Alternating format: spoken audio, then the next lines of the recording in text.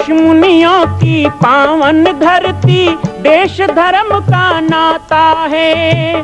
कहते सारे लोग यही हैं, गो हमारी माता है। जाग उठो ओ भारतवासी, जाग उठो ओ भारतवासी, गो पर छुरियां चलती हैं। बंद करो गो माँ की हत्या, सारी जनता कहती है। बंद करो गो माँ की हत्या, सारी जनता कहती है।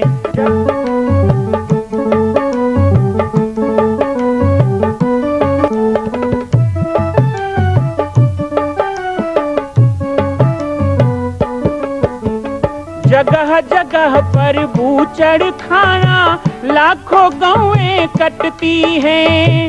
किसे सुनाए व्यथा हमारी, नैना नीर बहाती हैं। रक्षा करना गौ माता की, रक्षा करना गौ माता की, गीता ज्ञान सिखाती है। बंद करो गो माँ की हत्या, सारी जनता कहती है। बंद करो गो माँ की हत्या, सारी जनता कहती है।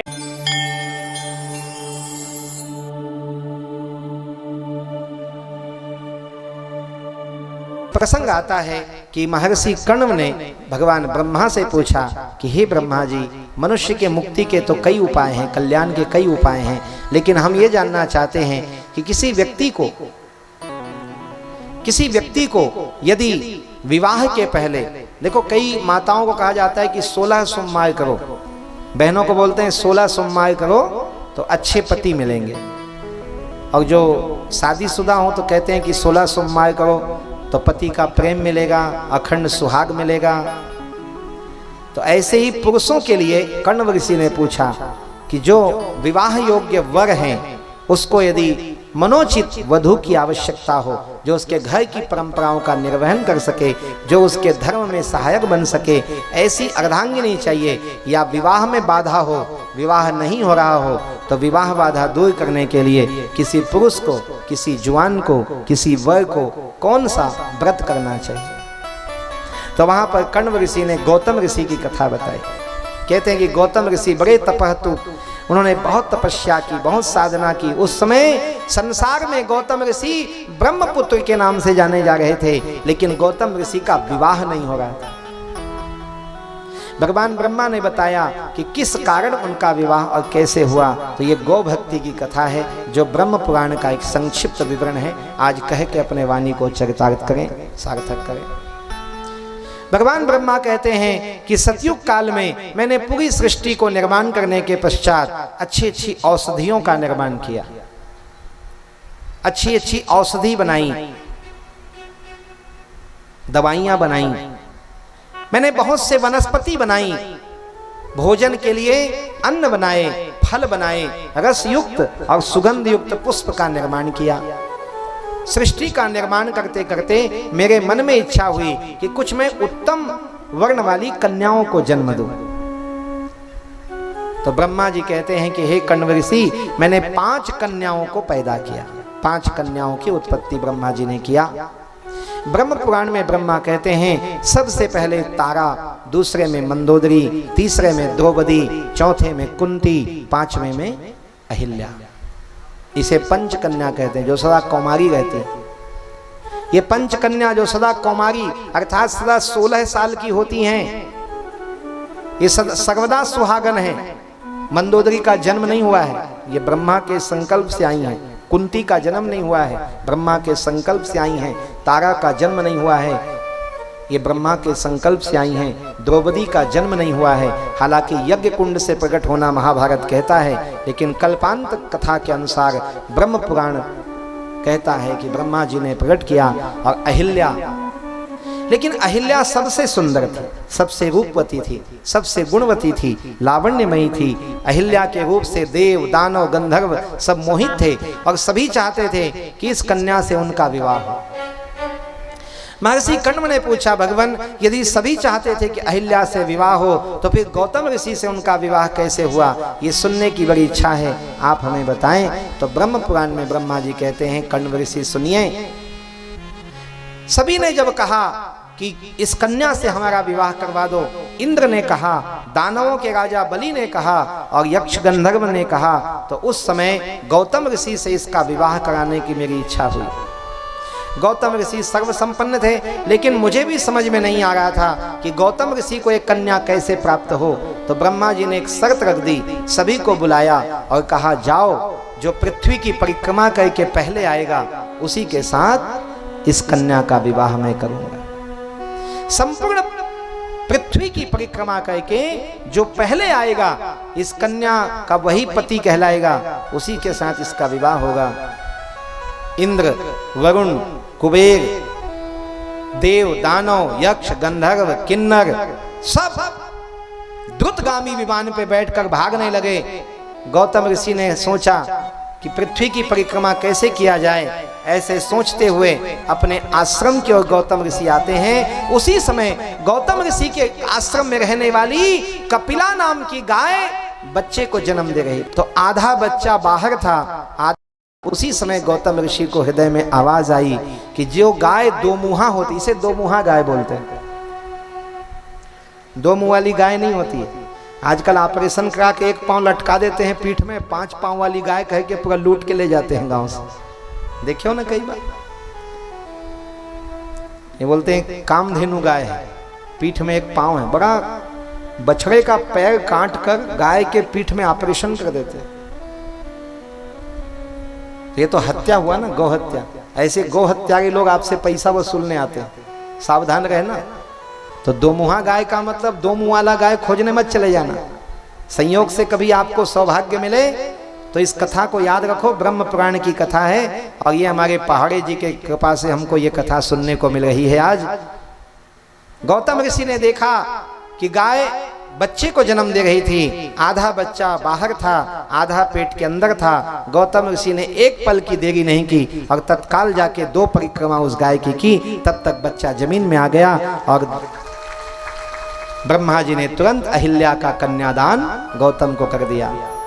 कहा, जो इस प्रकार की गाय की परिक्रमा कर लेता है, संपूर्ण पृथ्वी की परिक्रमा करने का उसको फल मिलता है। ये गौ माता की महिमा है। अहिल्या के विवाह की कथा में इस प्रसंग को कहने का अर्थ यही है कि जिसके घर में गाय होगी वही तो ऐसा दर्शन कर पाएगा। आज कई लोग घर में गाय नहीं है, कई लोग घरों में गाय नहीं है। गौ रहित गृह, गृह में भी ग शब्द है, गृह में ग शब्द है। अच्छा, आप जब घर में प्रवेश करते हो तो उसको क्या बोलते हैं जहां से प्रवेश करते हो? आप लोग दरवाजा कहते हो, दरवाजा, डेरोठी ऐसे बोलते हो, द्वार। लेकिन इसका संस्कृत में नाम है गोपुर। जहां से घर में मंदिर में प्रवेश किया जाए उसको कहते हैं गोपुर। गोपुरस्य गृहे द्वारे, अर्थात गोपुर से आप घर में प्रवेश करोगे। गाय, गंगा में भी ग शब्द है। गायत्री, 3 बार जो गाय का दर्शन कर ले वही गायत्री उपासक है। सुबह गाय का दर्शन, दोपहर गाय को रोटी देने के लिए दर्शन और रात्रि में गौ माता का दर्शन। 3 बार जो गाय का दर्शन कर लेता है उसे त्रिकाल गायत्री का फल अपने आप मिल जाता है। ये ब्रह्म सूक्त कहता है। गायत्री, गंगा, गोपुर, गौतम, गोदावरी, गौ शब्द के बिना तो कुछ है नहीं। अच्छा, हमारे छत्तीसगढ़ में तो धनवान भी उसी को कहते थे, और छत्तीसगढ़ में क्यों? भागवत की कथा में देख लो, यस्य प्रवीते गोधनश्चैव सनंदः जायते। भागवत कहता है जिसके पास सबसे ज्यादा गाय हो उसी को नंद कहा जाता था। नंद का मतलब नाम नहीं था। नंद का मतलब नाम नहीं, पूरे क्षेत्र में सबसे ज्यादा गाय जिसके पास हो उसे कहते थे नंद। और भगवान किसके घर में जन्म लिए? अच्छा, आप लोग थोड़ा कंफ्यूजन में हो लगता है, वसुदेव बोल देबो कि नंद बोल देबो, है ना? अरे भाई, नंद घर आनंद भयो। हाँ, अब आवाज निकला। नंद घर आनंद भयो, जय कन्हैया। वसुदेव के घर आनंद नहीं हुआ, वसुदेव के घर तो शोक हो गया। कृष्ण का जन्म हुआ लेकिन कृष्ण को पालना नहीं झुला पाए, गोद नहीं ले पाए, सूप में डालकर पहुंचा दिया नंद के द्वार। तो आनंद तो नंद के घर होता है, वसुदेव के घर नहीं। क्यों? क्योंकि वसुदेव कंस के कारागार में है और कंस के घर में गाय नहीं है, नंद के घर में गाय है। जहां गाय होगी वहीं आनंद होगा और जहां गाय नहीं वहां शोक होगा। भगवान भी आए तो भी नंद को मिले। मथुरा में कृष्ण जन्म लेते हैं लेकिन गीत कहां गाए जाते हैं? जायो यशोदा ने लाल, गोकुल में आनंद भयो। हाँ, जायो यशोदा ने लाल। किसने जायो? देवकी ने। जन्म किसने दिया? देवकी ने। लेकिन गीत कौन गा रहा है?